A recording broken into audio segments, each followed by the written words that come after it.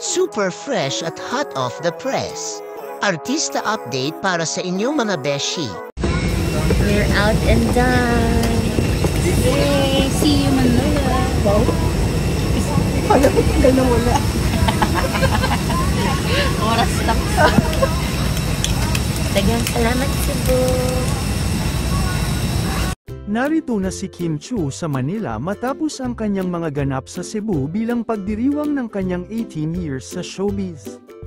Grabe ang kasiyahan ni Kimi kasama ang kanyang mga taga-Cebu fans.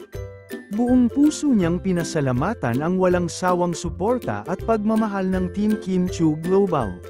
Sobrang bongga talaga ng suporta mula sa mga banners hanggang sa mga personalized gifts. Damang-dama niya ang effort at love ng kanyang fans. Napaka-special ng event na ito para kay Kimi. At labis siyang na-appreciate ang bawat isa na nagbigay kulay sa kanyang karera. Naging makulay at masaya ang baliktanaw ni Kim sa kanyang mga pinagdaanan sa loob ng 18 years sa industriya. Sa kanyang pagbabalik sa Manila, bitbit niya ang mga magagandang alaala at inspirasyon mula sa kanyang mga fans sa Cebu. Say nga ni Kimi, maraming salamat for all your effort, love, time and unconditional love and support. Forever thankful to my Team KCG family. Tuloy-tuloy lang ang saya at pagmamahala ng Team Kim Chiu Global. At siguradong mas marami pang bonggang moments ang aabangan sa journey ni Kimi sa showbiz. Hello everybody! So pagdating ko dito sa sa hotel, meron ng ganito. Grabe naman! Thank you so much to my KCG fam and Kim Chiu fanpage fam. Maraming salamat. Love you all. Thank you for the surprise. Thank you!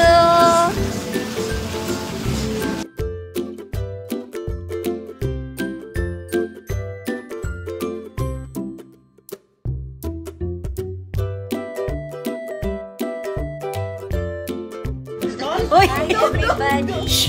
Hi! Hello! Nagunsa ka sa Cebu? Yaan! Ay, dyan. Tang-tang ko lipstick. Friend! Hi! Hello! Hello! Tita!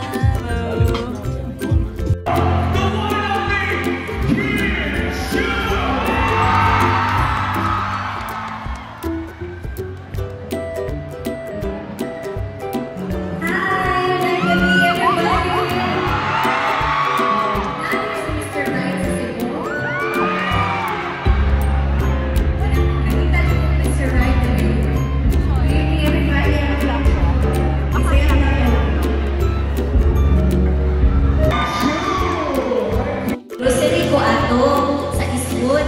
Kanya, ewan ko hala, Domingo man karon pero murag kailangan na ko musimba. So, nisimba lang ko dito. Yung murag kato na time, murag bukat na akong paminaw. Panagdiligid ko ka ng nalipay, diba? Okay na niya kasi sa istorya. Okay na yun tayo, klaro ba? Klaro, kasabot ako siguro katanan, no? Kasabot kayo. Bukat di mo paminaw ko niya. Bukan ako paminaw niya. Ako lang ko dito. Unang, gawas na ko sa simbahan, murag nahuwasan ko, murag ka ng inay, hihab na ko, or na comfort na ko, kaya dito